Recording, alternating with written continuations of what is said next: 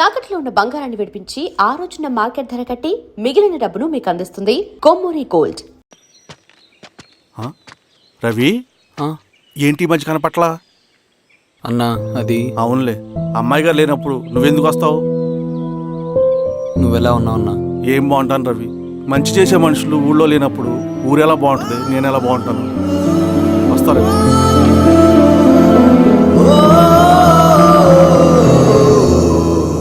Sir నగస్టార్ హోటల్లో Naxal informer ఉన్నాడని information వచ్చింది సార్.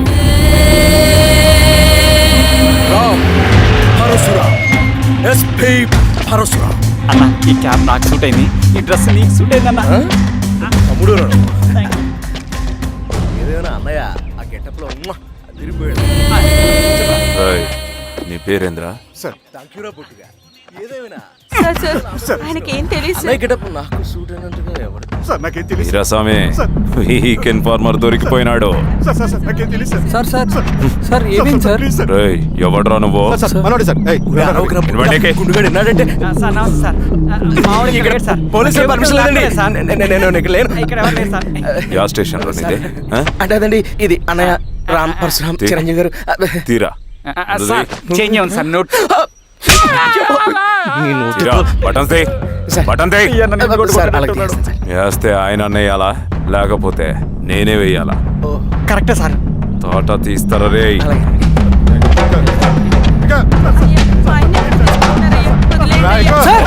ఏం సార్? ఈ పలైన పనిగడ వల్ల ప్రశాంతంగా భోజనం కూడా చేయలేకపోతున్నాం. వీరాస్వామి,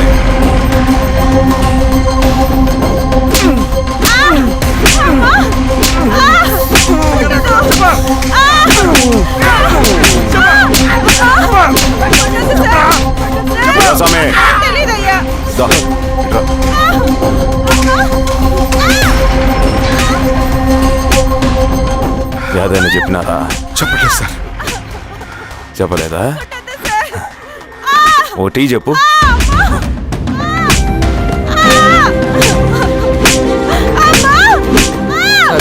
టీ.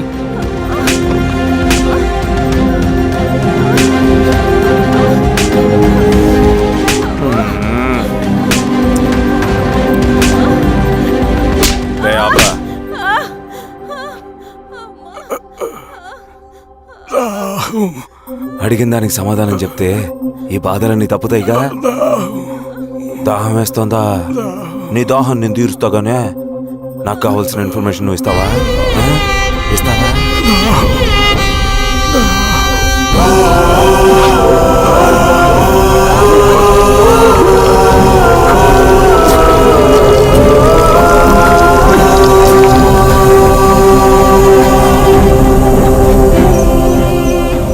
రిక్రూట్మెంట్ పని ఎంతవరకు వచ్చింది? ఆ పని మీద ఉన్నామన్నా.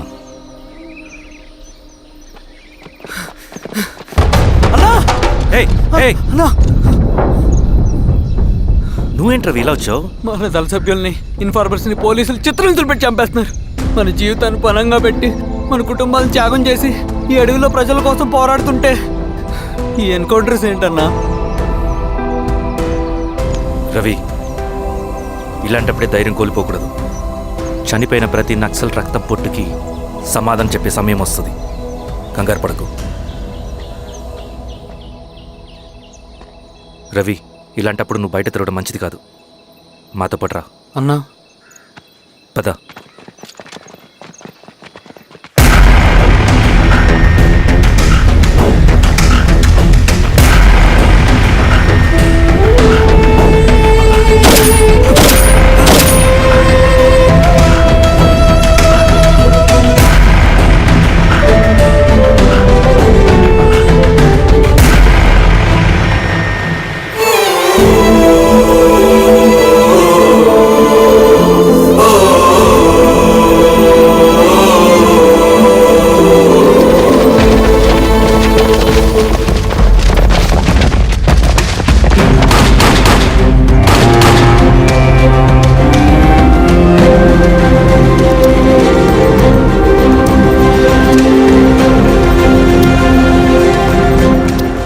వీరాస్వామి, ఇంకొన్ని రోజుల్లోనే శ్రీరంగిరిలో నక్సలైట్ అనే వాడిని లేకుండా చేస్తాను. మీరు నక్సల్స్ని ఎన్కౌంటర్ చేస్తానన్న న్యూస్ నిజమేనా? అందరూ రిమాండ్లో ఉన్నారు. సింగనన్న ఎన్ని రోజుల్లో పట్టుకోబోతున్నారు? ఈరోజామే ఎన్ని రోజుల్లో పట్టుకుంటారంటే దానికి ఏమైనా ముహూర్తం ఉంటుందా? పట్టుకున్నాక చెప్తానులే. శ్రీరామగిరి గ్రామ అడవుల్లో జరిగిన కోంబింగ్ ఆపరేషన్ లో దొరికిన నక్సల్స్ ని రిమాండ్ కు తరలిస్తున్నామని ఎస్ఐ పళనియప్పన్ తెలిపారు. మిగిలిన నక్సల్స్ ని కూడా త్వరలోనే పట్టుకుంటామని, అక్కడ సింగన్న దళమే లేకుండా చేస్తామని చెప్పారు. ఇంకొన్ని రోజుల్లోనే శ్రీరంగిరిలో నక్సలైట్ అనే వాడిని లేకుండా చేస్తాను. లాల్ సలాం కామ్రేడ్. లాల్ సలాం. న్యూ రిక్రూట్మెంట్ కోసం కుర్రాళ్ళు వచ్చారు. పిలు. రండి.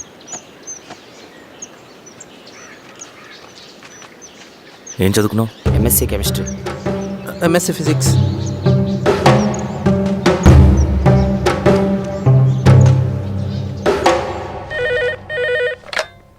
హలో బాబాయ్, నేను అమ్మా శిరీష, ఎక్కడున్నావు? ఎలా ఉన్నావమ్మా? నేను బాగున్నాను బాబాయ్. నేను ఎలక్షన్లో పోటీ చేద్దాం అనుకుంటున్నాను. చాలా మంచి మాట చెప్పావమ్మా. But one condition. ఏంటమ్మా? అది నేను మిమ్మల్ని పర్సనల్గా కలిసి చెప్తాను. సరేరా, రేపు ఇంటికి రా, మాట్లాడుకుందాం. సరే బాబాయ్.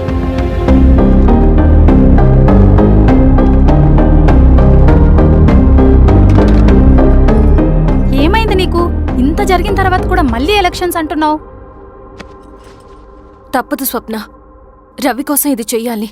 ఈ ఎన్కౌంటర్స్ ఆపకపోతే రవికి ప్రమాదం. నేను ఎలక్షన్స్లో నిలబడతానంటే వాళ్ళు ఎన్కౌంటర్స్ ఖచ్చితంగా ఆపుతారు. అదెలా? నేను తప్ప వాళ్ళకి వేరే ఆప్షన్ లేదు. ఉండుంటే ఇప్పటికే ఎలక్షన్స్ జరుగుండేవి. రేపు బాబాయ్ని కలుస్తాను. స్వామి, రవి దగ్గరికి పోనీ. అలాగే.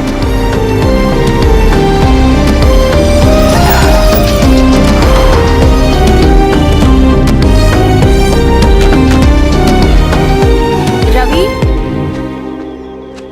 రవి, రవి. రవణ లేడు మేడం. రవి ఎక్కడా?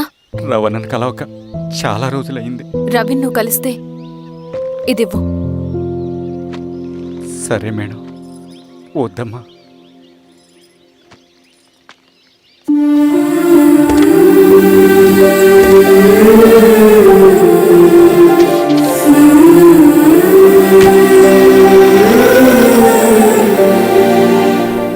రామా శిరీష, రా.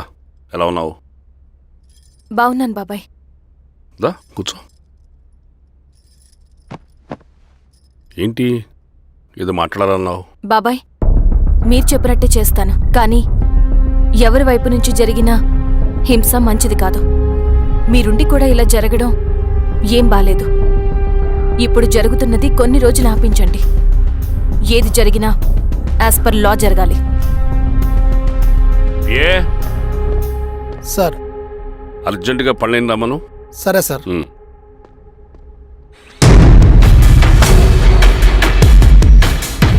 కారంతో కడుపు నింపుకోవాల్సిన పరిస్థితి వచ్చింది. మనం ప్రశాంతంగా నిద్రపోవాలంటే ఈ ఆపరేషన్ సక్సెస్ కావాలి కామ్రేడ్. అలాగే కామ్రేడ్.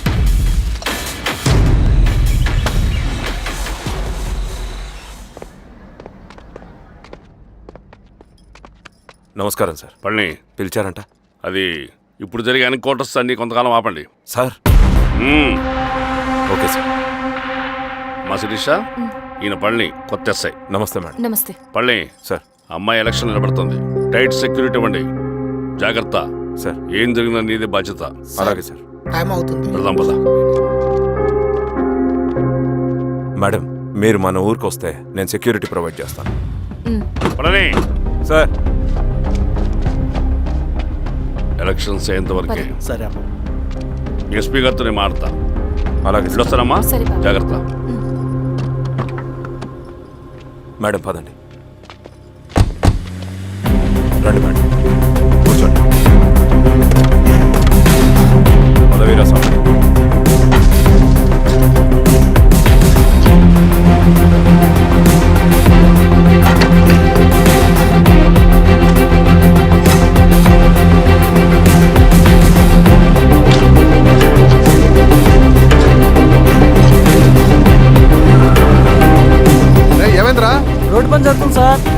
ఇడిపోని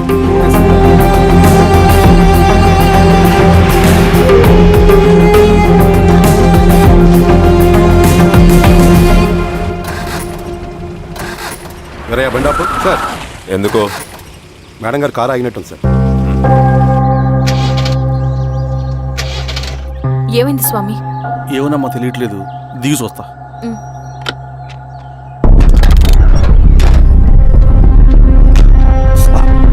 అమ్మా ఫ్యాన్ బెల్ట్ దిగిపోయిందమ్మా.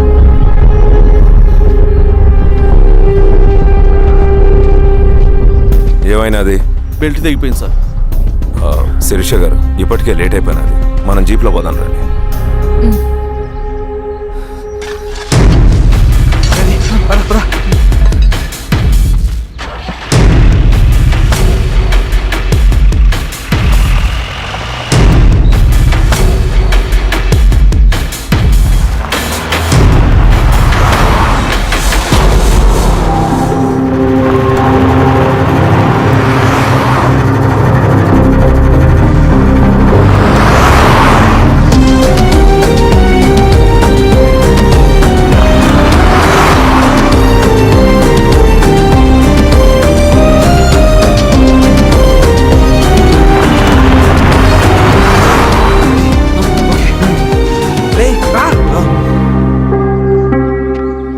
నిమిషాల్లో మీరు గుడ్ న్యూస్ వినబోతున్నారు కామ్రేడ్.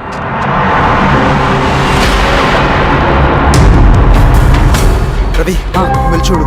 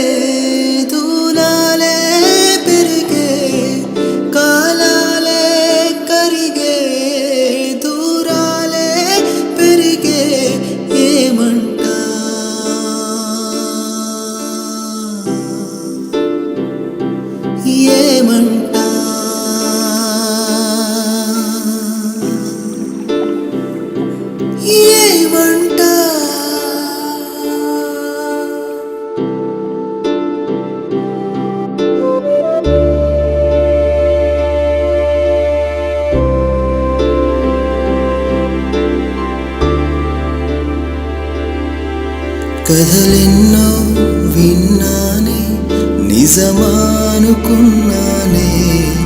కడకేమో నా కలలు కథలాగా మిగిలాయే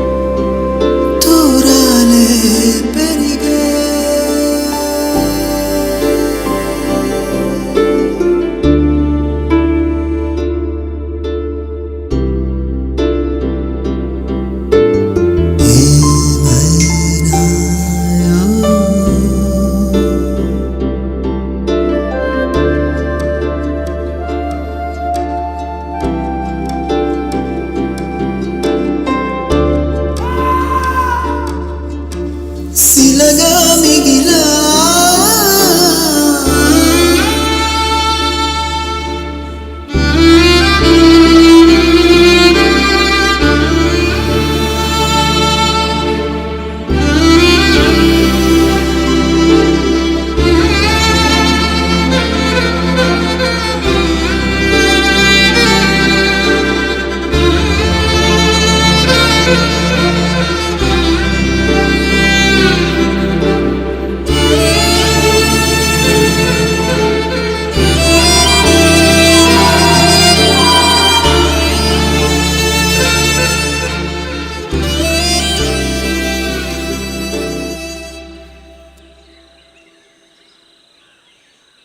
తీసుకో రవి. నాకొద్దు.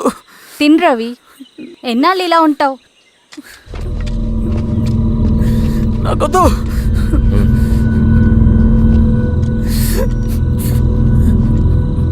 అక్కడ పెట్టేసి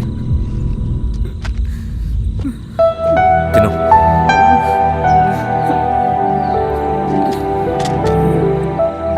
తినకపోతే చస్తావు. నేను చచ్చిపోయినా బాగుండేదన్నా. చేతకానడు పిరుకోడు మాత్రమే ఏడుస్తూ కూర్చుంటాడు. నువ్వు ఏడుస్తూ పిరుకోడని ప్రూవ్ చేయొద్దు. జరిగే యుద్ధాన్ని ఆపేసి అడవి మధ్యలో భౌతికత చెప్పడానికి నేను కృష్ణుడు కాదు, నువ్వు అర్జునుడివి కాదు. మన విప్లవకారులం రవి. మనకి డ్యూటీస్ తప్ప ఎమోషన్స్ ఉండకూడదు. ఈ చేతులు అయ్యా నాకు అన్యాయం జరిగింది అని చెప్పి ఏడ్చే వాళ్ళ కన్నీళ్ళు చూడడానికి, మనకి మనం ఓదార్చుకోవడం కోసం కాదు. ఎన్నిసార్లు గాయపడినా సైనికుడు వెళ్లాల్సింది యుద్ధానికి.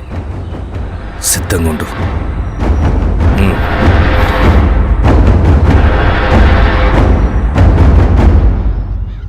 Sebastian, Greyhounds commander. DGP recommendation అంటే చాలా పవర్ఫుల్ అని మీ ఉద్దేశం, కానీ వాడు మీకంటే ప్రతిదానికి ఒక స్ట్రాటజీ ఉంటుంది. పావురం కోసం వల వేయాలి, చేపల కోసం గాలం వేయాలి. సింగన్న కోసం నా దగ్గర ఒక స్ట్రాటజీ ఉంది. విని విని విసిగిపోయాను. రిజల్ట్స్ చూపించి మాట్లాడండి. సార్,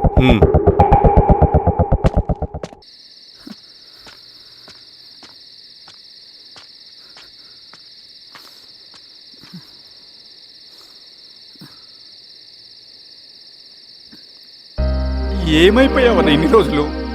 అసలు ఎలా ఉన్నావన్నా?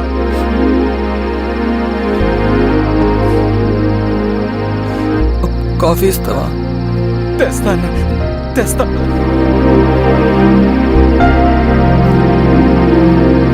ఇదిగో అన్నా.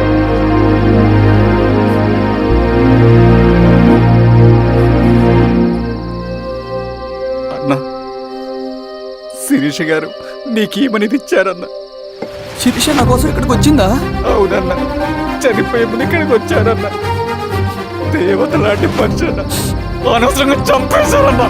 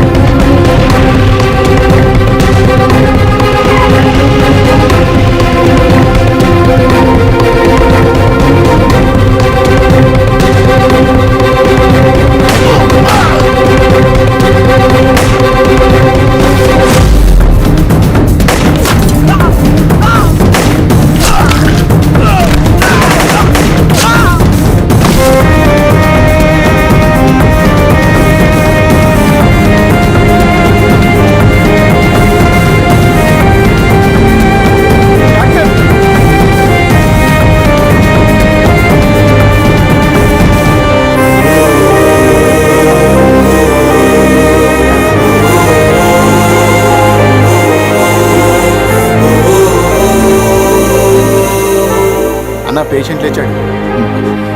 అన్నా అన్నా ఎక్కడికన్నా? నా పనుంది, ఆగురా. అన్నా రే ఆగు. అన్నా అన్నా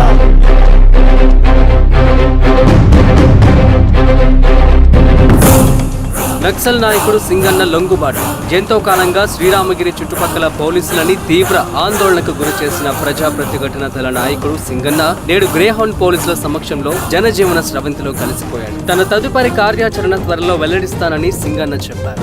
సింగన్న సుదీర్ఘ పోరాటం నుంచి అకస్మాత్తుగా జనజీవన స్రవంతిలో కలవడానికి కారణం ఇంకా తెలియాల్సి ఉంది. నువ్వు స్ట్రాటజీ గురించి చెబుతుంటే నేను ఏమో అనుకున్నా. 100 గొడ్లను తిన్న రాబందు గాలివానకే సచ్చిందట. ఆ గాలివాన పేరేంటి తెలుసా? సబాషియన్. సూపర్ సబాషియన్. ఒక్క సుక్క మనోళ్ళ రక్తం చెందకుండా నువ్వు అంత పెద్ద నక్సలైట్ని పట్టుకున్నావంటే బా, నీ స్ట్రాటజీ మామూలు కదబ్బా. నాకు ఇచ్చిన కమిట్మెంట్ మాత్రం మర్చిపోద్దు సార్.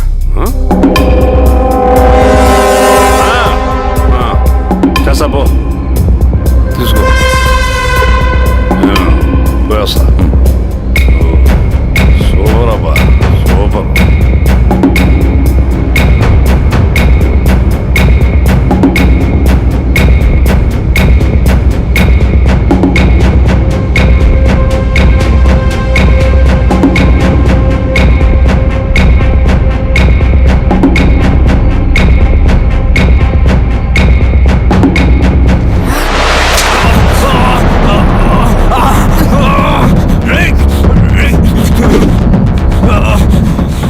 నువ్వు అన్న ఎక్కడ?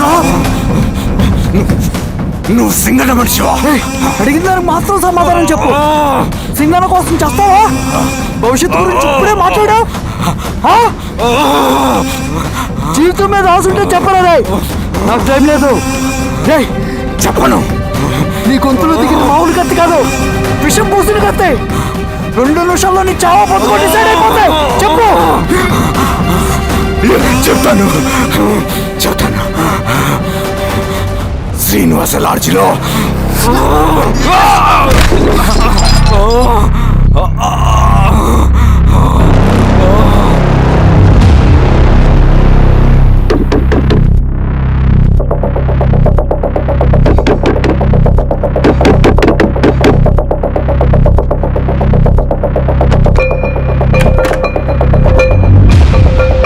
నువ్వేంటి ఇక్కడ?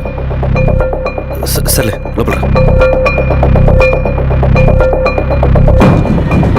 ఏయ్, ఏంట్రా ఇది?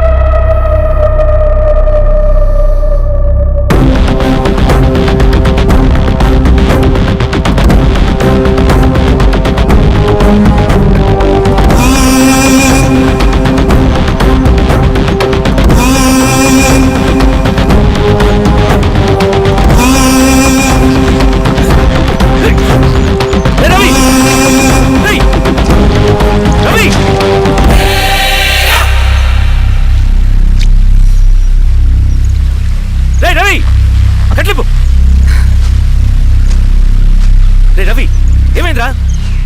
వచ్చి కట్లిప్పు. ఏమైందిరా నీకు? కట్లిప్పు.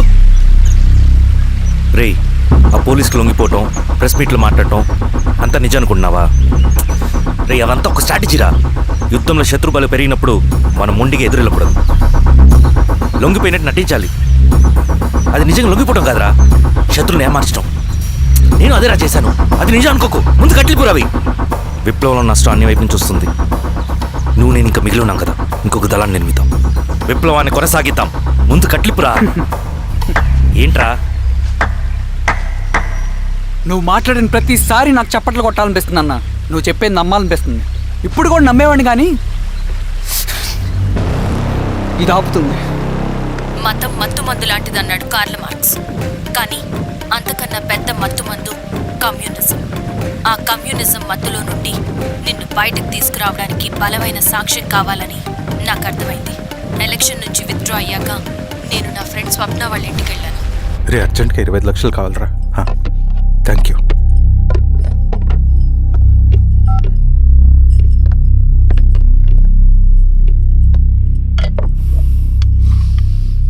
చాలు.